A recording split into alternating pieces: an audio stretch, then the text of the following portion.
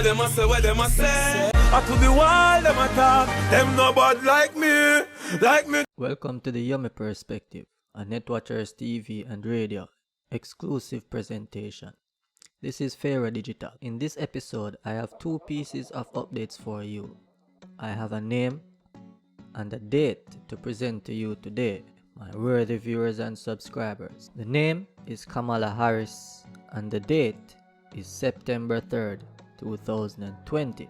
As the old age proverbs puts it, dance a yard before you dance abroad. So worthy viewers and subscribers, I'll begin with the date because that is local happenings. The date you've all heard ringing and chanting in the streets, offices and all around Jamaica is September 3rd, 2020. What is so special about this date, you might be asking? The answer is simply universal suffrage, or as some may be familiar with the term, adult suffrage. And universal suffrage gives the right to vote to all adult citizens, regardless of wealth, income, gender, social status, race, ethnicity, or other restriction, subject only to relatively minor exceptions. And so, worthy viewers and subscribers of Netwatchers TV and Radio, on September 3rd, 2020, you have the right, not a privilege, not a buck-ups, or nobody get it and say them going to give you a piece of it. Nothing like that. It is your right to go to the polls and elect who you believe should be the country's leader for the next 4 years. Jamaica, land we love. Supporters on both major sides of the coin, JLP and PNP, are fully riled up everywhere, fully in campaign mode since the date was announced day before yesterday by the Prime Minister, the Honorable Holness, in Parliament. The two major parties, the Jamaica Labour Party and the People's National Party, are in full campaign gear right now. Let me take you to the Jamaica Gleaner, a trusted source of Netwatchers TV and Radio, for the official announcement. And it reads, September 3rd, green light. Holness seeks second mandate in 23-day election sprint. Nomination day, August 18. Andrew Holness will seek his second mandate for state power when his Jamaica Labour Party JLP heads to the polls on Thursday, September 3, in a 23-day sprint to beat gathering coronavirus clouds that could dampen voter turnout. Some 1,913,410 persons are on the voters list, up from 1,824,410 in the February 2016 election, in which Holness JLP registered a surprise one-seat win over the People's National Party. Netwatchers TV and Radio massive. Am I the only one who smells strategy cooking in the Jamaica Labour Party's kitchen? Am I the only one seated in the political boxing arena who sees that, bro God, Andrew Holness want to knock out the Philippines and the PNP in or before the third round? Listen, worthy people, Andrew Holness knows what he is doing. The Jamaica Labour Party is a powerhouse with him at the helm, and Dr. Peter Phillips must be aware that his opponent is aiming for a swift win. 5 days to nomination and 20 days to the ballots is not even 5 days to nomination and 20 days to the ballots is not even worthy of saying 100-meter sprint. People, this is tantamount to a 50-meter sprint.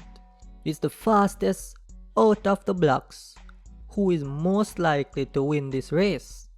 I'm telling you, 2020 is a year that it will be remembered in politics, especially by the millennials, for a long time to come. So in the ring, people, we have the Philippines and the PNP, Dr. Peter Phillips and Andrew Holness Brogard over at the JLP side. And right now, even though Andrew Holness seems to have the advantage because he is the one who calls the date, 23 days to election, 50-meter sprint, let's not undermine the experience of Dr. Peter Phillips. He's a veteran in the political arena.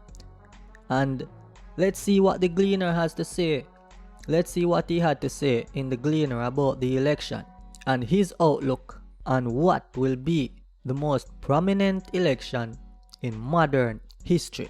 Opposition leader Peter Phillips, who is also PNP president, told the Gleaner on Tuesday evening that his party's agenda was set and that he and his troops were ready to hit the ground to upset the JLP at the polls. "We are ready. We are going to win. We are going on the road and we are going to win," the 70-year-old veteran, reacting to the election date announcement, said. "The government has done nothing in their time and we are going out there." This is Phillips' first time in the driver's seat at a general election. "The comrades are ready," he further declared as he headed towards the flag, waving orange-clad PNP supporters. Okay, so let's dance abroad now. Kamala Harris.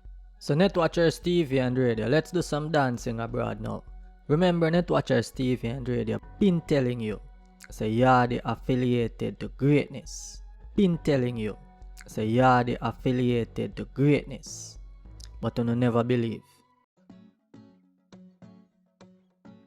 It's just recently them start give us the highlight, but we not watch nothing still, isn't it? Jamaican, Indian, American, Kamala Harris. I received a call day before yesterday. I'm saying by the time I said hello, and the person on the other end of the call started talking, the atmosphere changed immediately upon hearing the enthusiasm. Immediately, it felt like when Usain Bolt broke the world record.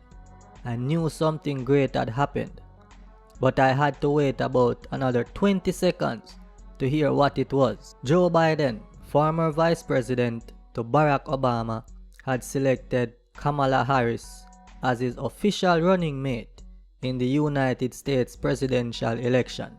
But I'm Jamaican. Why should I be concerned about that? Who is Kamala Harris, and what's so special about her, I asked. She was born in America, but her father is Jamaican and her mother is from India. I call her Jamaican. Get it? Jamaica, America, India. Jamaican. Well, if you don't have any sense of humor, that's too bad for you. Anyways, where are the viewers and subscribers? After Kamala Harris was announced as Joe Biden's running mate, his campaign fundraiser garnered $26 million. Talk about pulling power. Where are the people? Talk about the people's confidence. Numbers, if they are not fabricated, they are an indicator of the increase in the strength of the Democrats' bid for the White House come November. But hey, you don't have to take my word alone for it, you know. Let me take you to a trusted source, Politico, to hear what they had to say. This is the article they placed on their website, Politico.com. Biden raised $26 million in a day after picking Harris for VP.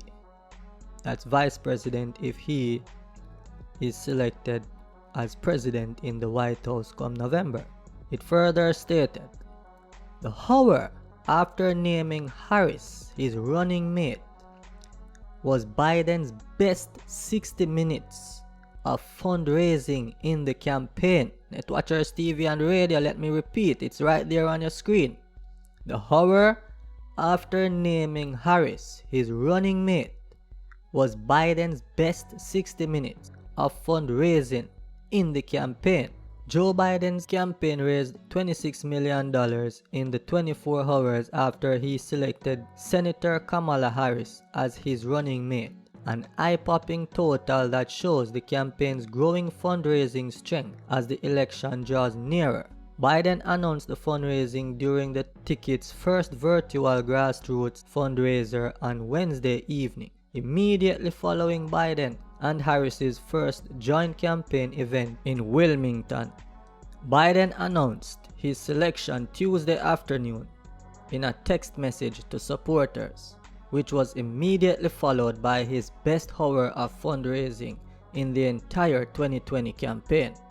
A campaign aide confirmed, "It's really palpable, the excitement," Biden said during the fundraiser.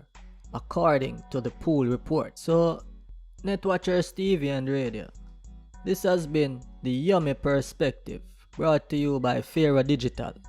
Like, share and subscribe. Until the next episode.